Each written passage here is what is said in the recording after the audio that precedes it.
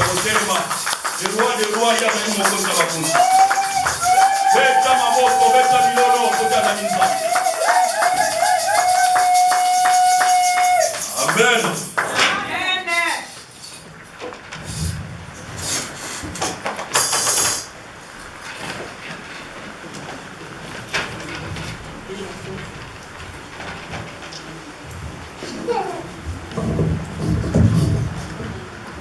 Alléluia.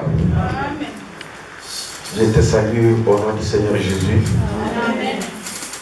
Tolingi koyoka maloba na Nzambe. Nzambe ayokaka losambo na yo mpe losambo na nga mpe apesaka biso biyano par sa parole. Donc quand nous écoutons la parole de Dieu, c'est-à-dire Dieu veut répondre à nos questions et à nos supplications. Nous allons lire la parole de Dieu dans le livre des Proverbes, chapitre 16, verset 4. C'est là que nous allons tirer notre thème. Proverbes, chapitre 16, verset 4. C'est papa peut dire pour nous. Nous lisons Proverbes, chapitre 16, le 4e verset. Je lis au nom du Seigneur Jésus-Christ. Nous faisons la lecture. Nous sommes dans le livre des Proverbes, chapitre 16, verset 4. Nous lisons au nom de Jésus. L'Éternel a tout fait pour un but, même le méchant pour le jour du malheur. Des Rois, chapitre 5. Des Rois, chapitre 5. Nous lisons du 1er au 19e verset. Je lis au nom de Jésus. Naaman, chef de l'armée du roi de Syrie, jouissait de la faveur de son maître et d'une grande considération, car c'était par lui que l'Éternel avait délivré les Syriens. Mais cet homme fort et vaillant était le prêtre. Or, les Syriens étaient sortis partout et ils avaient emmené captive une petite fille du pays d'Israël qui était au service de la femme de Naaman. Et elle dit à sa maîtresse: oh, si mon Seigneur était auprès du prophète qui est à Samarie, le prophète le guérirait de sa lèpre. Naaman alla dire à son maître: la jeune fille du pays d'Israël a parlé de telle et telle manière. Et le roi de Syrie dit: va, rends-toi à Samarie, et j'enverrai une lettre au roi d'Israël. Il partit, prenant avec lui 10 talents d'argent, 6000 cycles d'or et du vêtement de rechange. Il porta au roi d'Israël la lettre où il était dit: maintenant, quand cette lettre te sera parvenue, tu sauras que je t'envoie Naaman, mon serviteur, afin que tu le guérisses de sa lèpre. Après avoir lu la lettre, le roi d'Israël déchira ses vêtements et dit: suis-je un Dieu pour faire mourir et pour faire vivre, qu'il s'adresse à moi afin que je guérisse un homme de sa lèpre? Sachez donc et comprenez qu'il cherche une occasion de dispute avec moi. Lorsqu'Élisée, homme de Dieu, apprit que le roi d'Israël avait déchiré ses vêtements, il envoya dire au roi: pourquoi as-tu déchiré tes vêtements? Laisse-le venir à moi, et il saura qu'il y a un prophète en Israël. Naaman vint avec ses chevaux et son char, et il s'arrêta à la porte de la maison d'Élisée.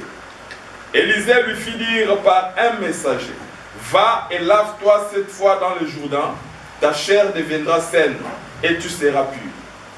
Naaman fit irriter, et il s'en alla en disant: voici, je me disais, il sortira vers moi, il se présentera lui-même, il invoquera le nom de l'Éternel, son Dieu, et il agitera sa main sur la place et guérira le lèpre. Le fleuve de Damas, l'Albana et le Palpa, ne va-t-il pas mieux que toutes les eaux d'Israël? Ne pourrais-je pas m'y laver et devenir pur? Et il s'en va, retourner et partait avec fureur. Mais ses serviteurs s'approchèrent pour lui parler, et il dit: mon père, si le prophète t'eût demandé quelque chose de difficile, ne l'aurais-tu pas fait? Combien plus dois-tu faire ce qu'il t'a dit? Lave-toi et tu seras pur. Il descendit alors et se plongea 7 fois dans le Jourdain, selon la parole de l'homme de Dieu, et sa chair redevint comme la chair d'un jeune enfant, et il fut pur. Naaman retourna vers l'homme de Dieu avec toute sa suite. Lorsqu'il fut arrivé, il se présenta devant lui et dit, « Voici, je reconnais qu'il n'y a point de Dieu sur toute la terre, si ce n'est en Israël. Et maintenant, accepte, je te prie, un présent de la part de ton serviteur. » Élisée répondit, « L'Éternel dont je suis le serviteur est vivant. Je n'accepterai pas. » Naaman le pressa d'accepter, mais il refusa. Alors Naaman dit, « Puisque tu refuses, permets que l'on donne de la terre à ton serviteur, une charge de 2 000 œufs, car ton serviteur ne veut plus offrir à d'autres dieux ni holocauste ni sacrifice. Il n'en offrira qu'à l'Éternel. » Alléluia. Amen. Voici tout ce que je prie, l'Éternel de pardonner à ton serviteur, quand mon maître entre dans la maison de Rimon pour s'y prosterner, et qu'il s'appuie sur ma main, je me prosterne aussi dans la maison de Rimon. Veille, l'Éternel, pardonner à ton serviteur, lorsque je me prosternerai dans la maison de Rimon. Élisée lui dit, va en paix. Lorsque Naaman y quittait Élisée, et qu'il fit une certaine distance. Amen. Amen. Alléluia. Amen. Notre œuvre de ce matin est intitulée Dieu a tout fait pour un but. C'est-à-dire, tout ce que Dieu a fait, il y a des raisons. Dieu ne fait rien pour rien. Quand il a fait quelque chose, il veut accomplir son dessein. Alléluia. Même dans ta vie, même dans tout ce que nous entreprenons, tout ce que Dieu fait, il le fait pour un but.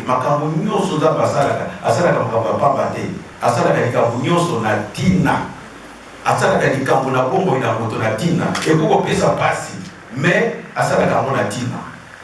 ce qui nous dit à la création, si nous sommes à la création, nous verrons que Dieu a fait des choses. Il a créé le soleil, il a créé la ligne des étoiles, les luminaires, pour un but. Les uns pour présider la journée, les autres pour présider pendant la nuit. Dieu a créé les eaux, la forêt, comme demeure des animaux. Alléluia.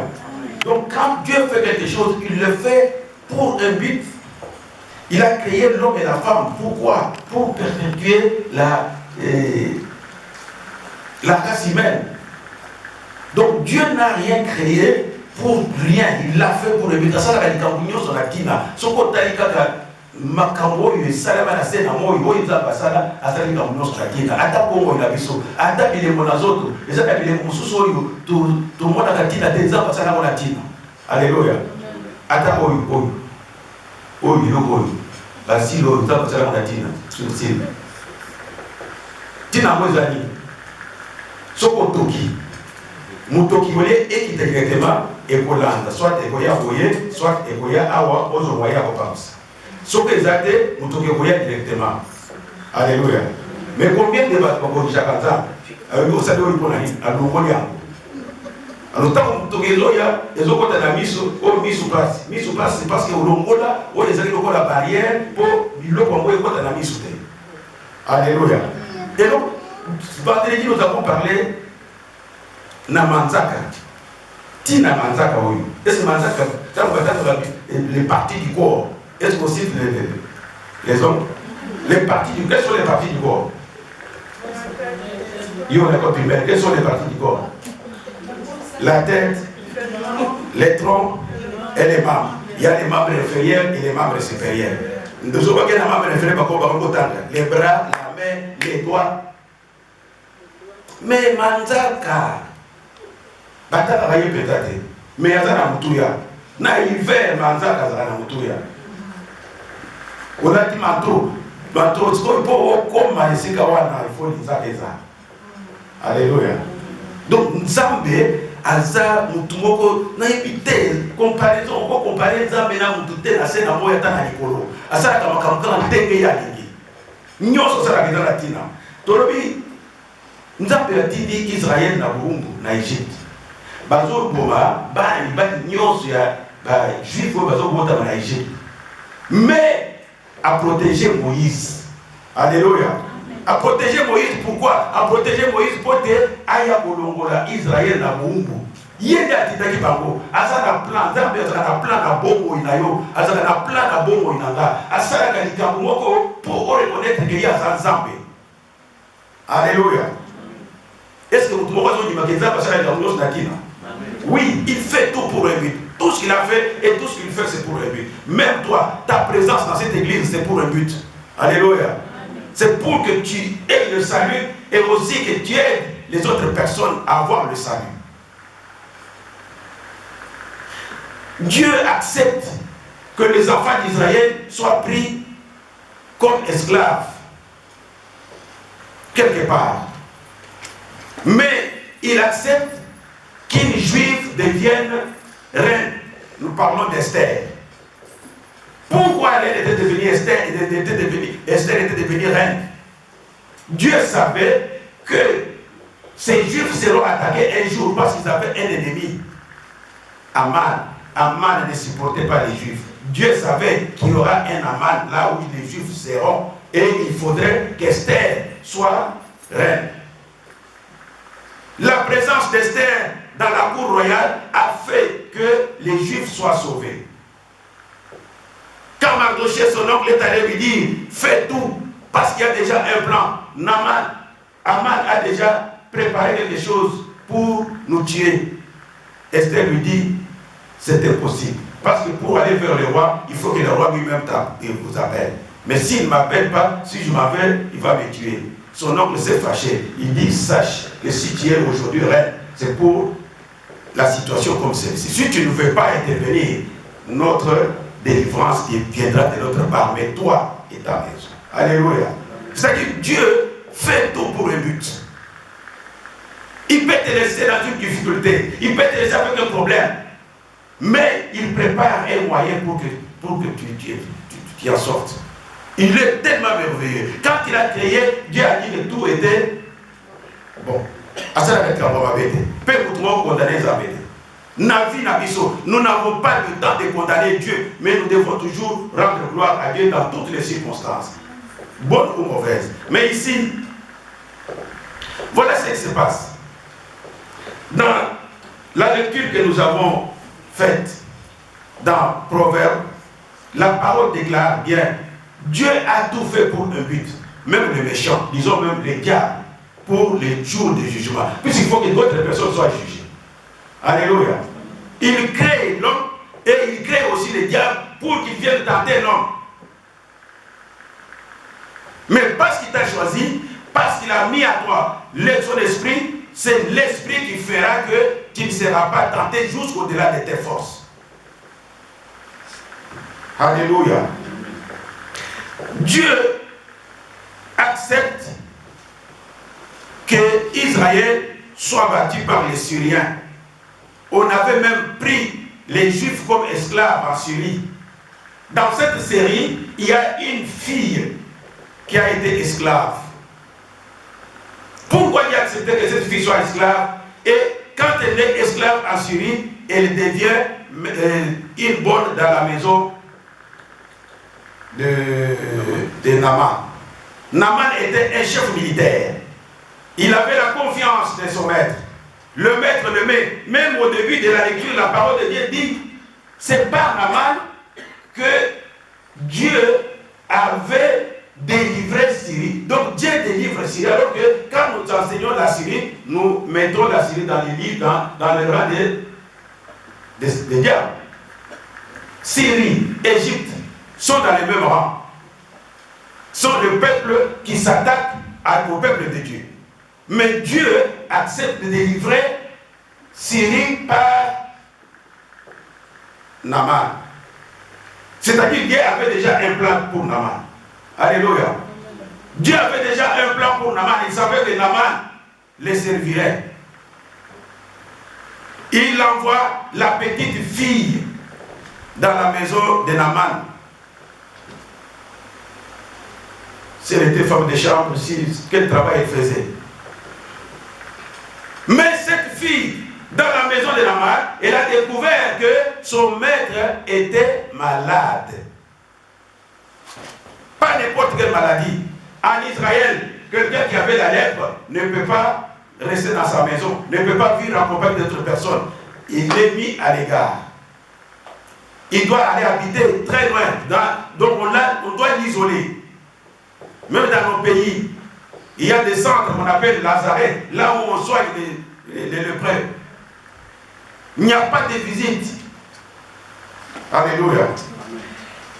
Mais Naaman était malade de la lèpre, mais restait dans sa maison avec sa femme, avec ses enfants et avec cette fille qui a été esclave. C'est pourquoi j'ai dit, le Seigneur t'a amené dans cette église, il a besoin que tu fasses son œuvre, que tu aies le salut et que tu fasses aussi pour que les autres personnes aient le salut. La présence de cette fille, on n'a même pas cité son nom. Je ne sais pas si tu connais son nom.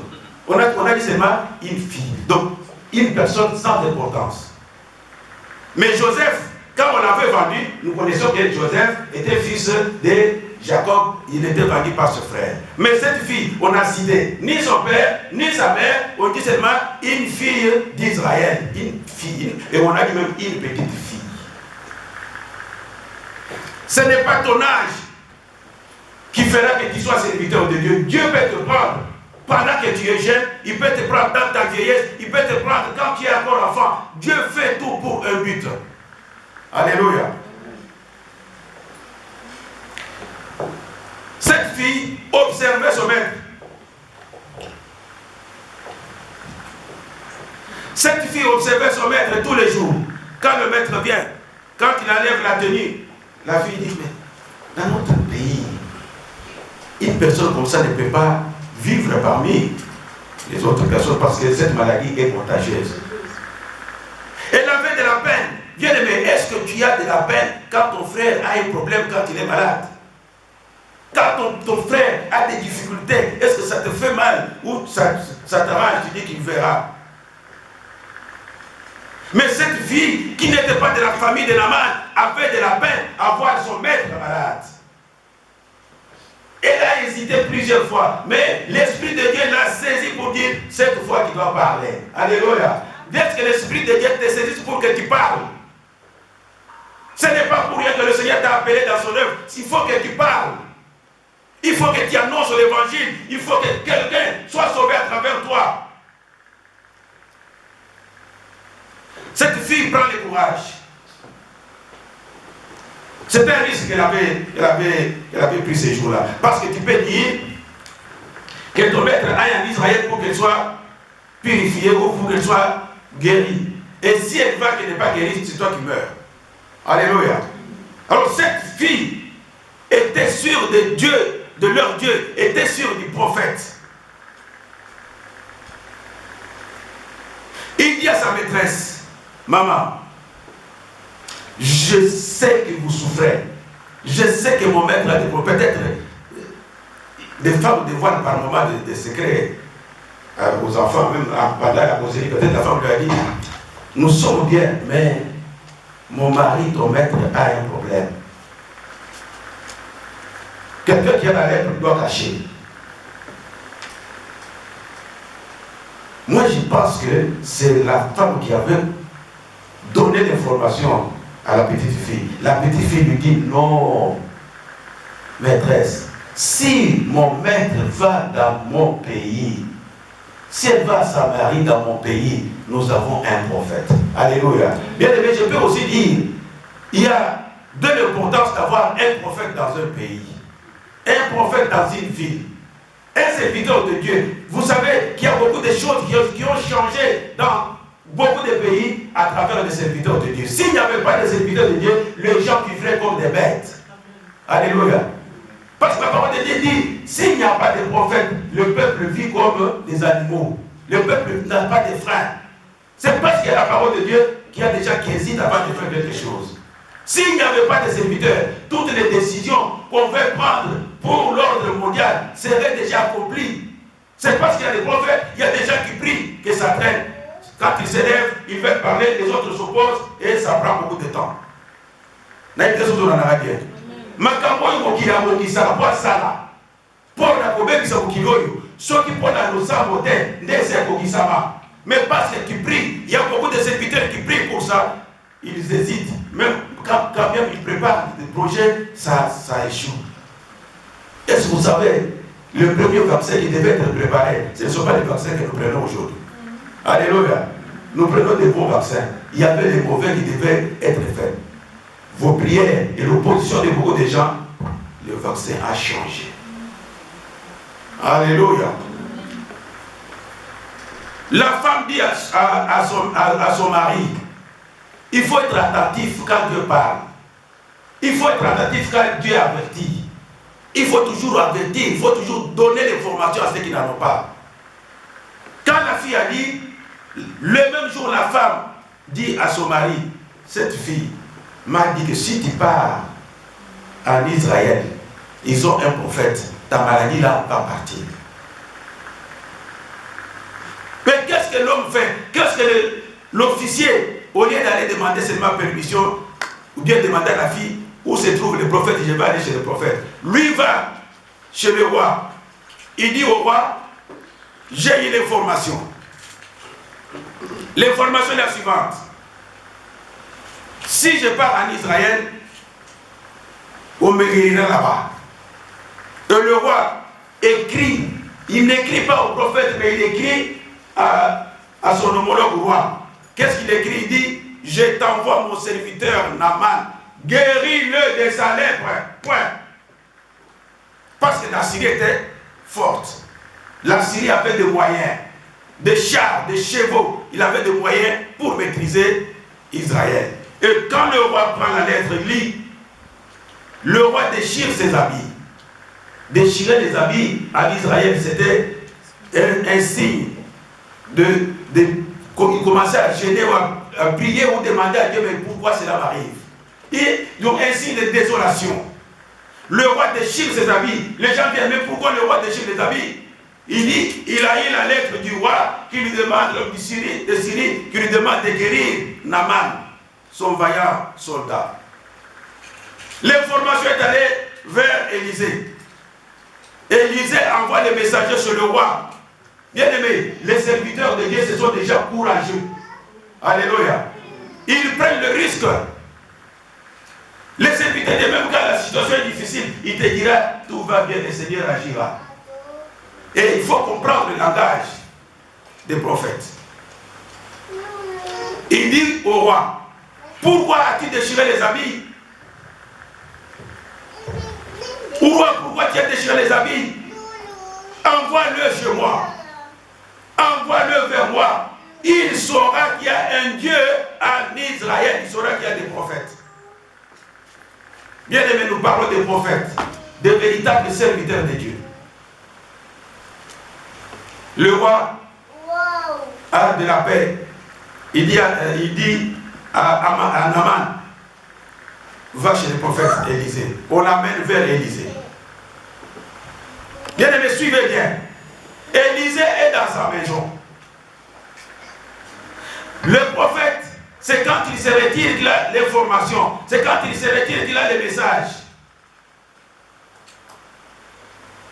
Mais aujourd'hui, un prophète se met dans son bureau. 700 personnes viennent. Il a des messages de 700 personnes. Toi, tu entres. C'est ta tante qui a fait ça. Tu sors. C'est bien ton oncle paternel qui fait ça. Donc il ne te dit jamais de bonnes choses. Il te met seulement en conflit avec tout le monde. Mais le prophète, quand il arrive, il dit, qu'est-ce qu'il est venu chercher? Il est lépreux, il veut qu'il soit guéri de sa lèpre. Le prophète lui dit, dites-lui d'aller se laver 7 fois dans Jourdain. Alléluia. Jourdain, Zama, il y a Makaboué. Jourdain. Il y a docteur. Alléluia. Jourdain, Makaboué, les gars dans Jourdain. Jésus était baptisé où? À Jourdain. Pour Israël, na Jéricho, pour la Boko, c'est Jéricho. Basara qui na Jourdain. Tant que vous avez Jourdain, Basara qui Basara qui m'a parlé à Jourdain. Élie, avant de quitter Élisée, ils ont traversé Jourdain, Élisée n'a besoin de c'est-à-dire les amants et makambo ebele. Balobi qui était dans Jourdain, qui était dans Jourdain. Tata wana tombo kana mlengemo osakana très fâché. Sokozo na taputanga bien maloba mutwa. Alors c'est quoi ça? Moi je croyais que quand j'arriverais, ces prophètes sortiraient. Il fallait abima. Aya. Agnete kakai maboko. Alléluia. Il fallait agnete kakai maboko na mutu. Ye azoti ndanga ke na sokola na Jourdain. Est-ce que bima la ba kota ba bima na boka na bango? Alléluia. Voilà ça pour le Congolais. Pour ceux qui n'ont pas beaucoup, auquel par exemple na Tchad, alors que nous sommes en Amaï, on oublie, on dit, frère Congo, là, tout ça là-bas, là, il y a un saranaté. De nous voilà pour toi la vie, Maya boy, et ça qui tombe au tête, quand je voudrais, là il était je sur la couleur, à Siliki n'a pas au saranaté. Alors il a battu token. Imaginez s'il était parti. Et le monde est au salaire. Donc il fallait que ce soit le bagage par boy, aller toquer tout ça là ça. Mais pendant qu'il veut rentrer, à ça chef à Basoda, à quel est la Basoda? Basoda, ce qu'il y a du Basoda, Basoda d'ailleurs. Ce que Basoda va dire, maître, bien aimé, il faut avoir des gens, des bons conseillers. Alléluia. Même dans l'œuvre de Dieu, s'il n'y a pas de conseillers, parce que la conseillère à la il faut être un bateau pour passer au lit. Il peut être un peu mon gâteau. Alléluia. Moi ici c'est moi. Il y en a même qui disent oh les apôtres là-bas. Alléluia. L'église de Dieu est comme une borne. Non, l'église est à Dieu. C'est son église. C'est Jésus-Christ qui est le chef de l'église. Il t'a